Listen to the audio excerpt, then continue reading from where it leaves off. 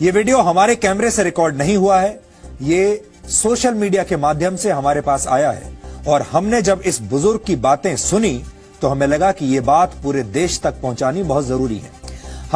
ہم اس ویڈیو کی پشٹی نہیں کر سکتے، لیکن اس ویڈیو میں جو وچار ہیں ان پر دھیان دینا آج پورے دیش کے لیے ضروری ہے، اور اسی لیے آج یہ ویڈیو ہم آپ کو دکھا رہے ہیں۔ آپ سنیے دھیان سے اس ویڈیو میں یہ جو شخص ہیں یہ کیا کہہ رہے ہیں، اور مجھے یقین ہے آپ کو ان کی باتیں سن کر نہ صرف اچھا لگے گا بلکہ آپ ان سے سہمت بھی ہوں گے۔ بحیثیت مسلمان میں مایوسی کی کبھی حمایت نہیں کر سکتا، مایوسی کی وکالت نہیں کر سکتا، مایوسی کو سپورٹ نہیں کر سکتا۔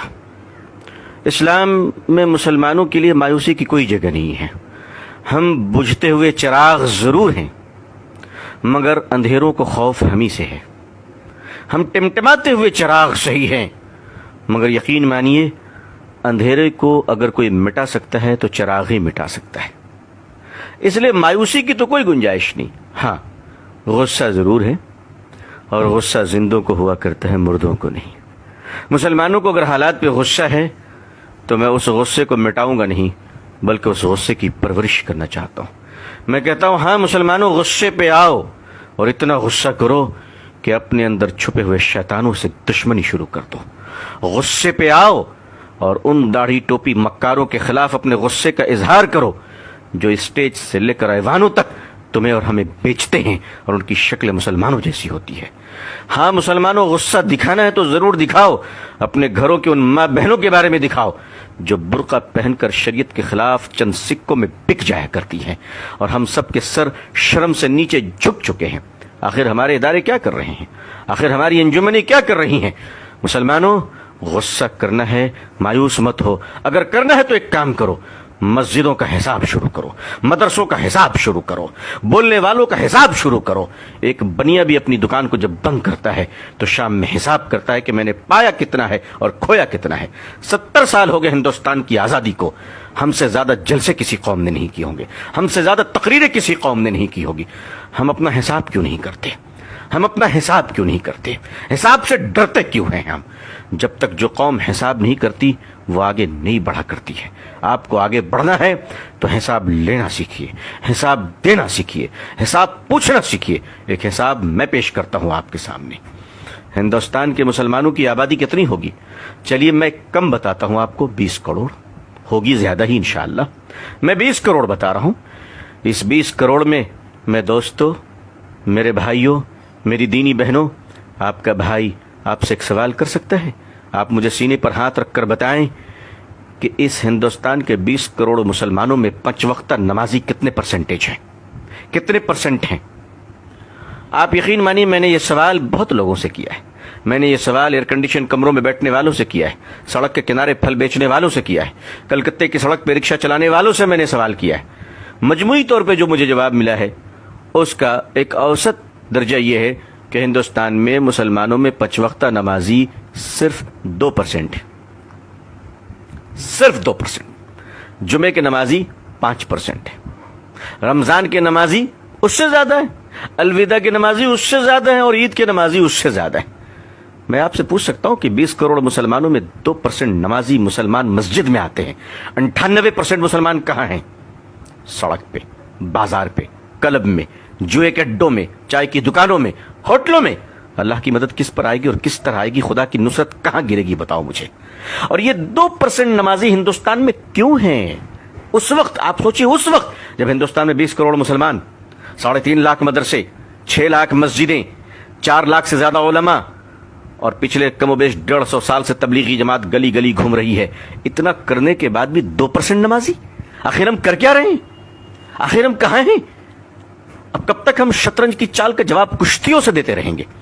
اگر ہم اپنے چال کو نہ بدلے، اپنے مزاج کو نہ بدلے، دوسروں کو سننے کا مزاج نہیں بنایا، اپنا حساب کرنا نہیں سیکھا، بدتمیزیاں بند نہیں کی، اور شرافت کو اختیار نہ کیا، تو دنیا آج نفرت کر رہی ہے، کل گلی گلی میں بھگائے گی، دوڑائے گی۔ اس دنیا کو نفرت اسلام سے نہیں ہے، اس دنیا کو نفرت مسلمانوں کے بیڈ کریکٹر سے ہے، مسلمانوں کی بدتمیزی سے ہے، مسلمانوں کی بد زبانی سے ہے۔ مجھے معاف کیجیے گا، میں سخت بول رہا ہوں، لیکن میں کیا کروں؟ کوئی شادی کا منڈپ نہیں جہاں میں گلے مل کر مبارکباد دوں. میری قوم بارود کے ڈھیر پہ بیٹھی ہے, قوم کے ہزاروں جنازے تیار ہیں. میں محبت کی باتیں, سہلانے کی باتیں, چودھریوں کو سمجھانے کی باتیں, مالداروں کی خوشامد پسندی کی باتیں میں نہیں کر سکتا.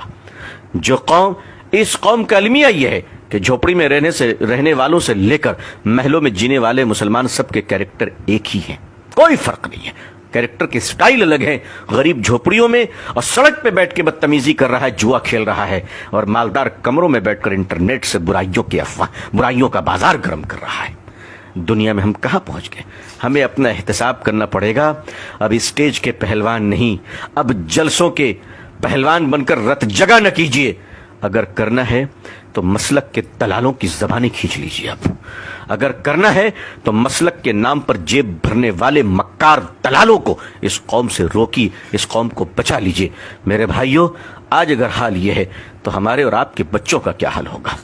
ہمارے آنے والی نسلیں کہاں جائیں گی؟ تو میں آپ سے فریاد کرتا ہوں, آنے والی نسلوں کو بچا لیجیے. ہم سے پہلے جو گزرے ہیں, اگر انہوں نے کام کیا ہوتا تو ہمیں یہ دن نہ دیکھنا پڑتا, لیکن انہوں نے کام کیا. انہوں نے یونیورسٹی نہیں بنائی, انہوں نے تاج محل بنایا. اگر وہ یونیورسٹی بنا کے دیے ہوتے, بے شک اللہ جزائے خیر دے ہمارے علماء کو, بزرگوں کو, کہ جنہوں نے مدارس قائم کر دیا.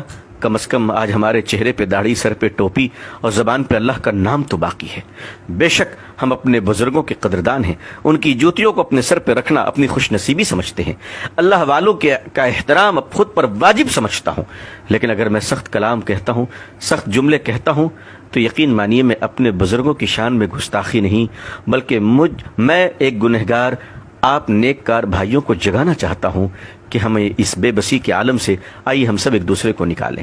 اگر مدارس کے حالات کو ہم نے اچھے نہیں کیے, اگر مدارس کے چندوں کے خرد برد کو بند نہ کیا گیا, اگر زکوٰۃ کے مال پر بے ایمانی اور محتمین کی اجارت داری اور زکوٰۃ کا مال لے کر مہمانوں پہ خرچ کرنا اور بے ایمانی کرنا اور کمیشن کی بنیاد پر چندہ لینا, مدرسوں کی کمیشن کی بنیاد پر لوگ چندے لے رہے ہیں. اگر آپ نے 1000 روپے زکوٰۃ دیا ہے تو 500 روپے مدرسہ پہنچتا ہے اور 500 روپے اس دلال کے جیب میں جاتا ہے, آپ کی زکوٰۃ ادا نہیں ہوتی.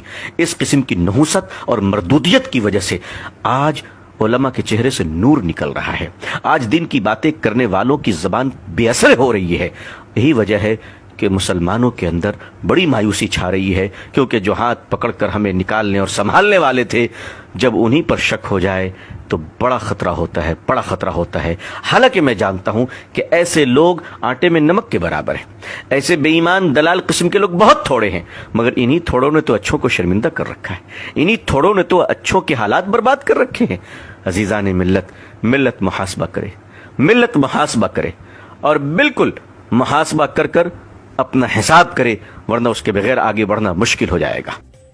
امید ہے کہ یہ ویڈیو آپ کو پسند آیا ہوگا. ڈی این اے میں اب ایک بریک کا وقت ہے.